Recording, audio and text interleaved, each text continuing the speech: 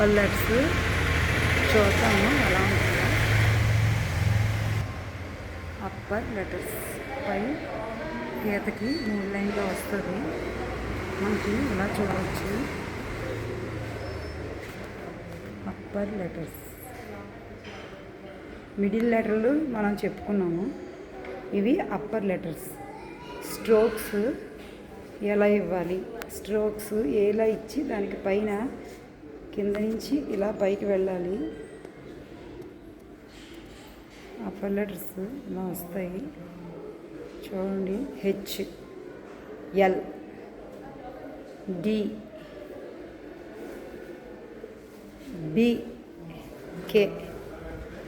కే కూడా ఉంది చూడండి. కే ఇలా వస్తుంది. ఇవి అప్పర్ లెటర్స్ కింద కౌంటింగ్ చేసుకోండి, రాయండి, చదవండి, అందరూ చెక్ చేసుకోండి.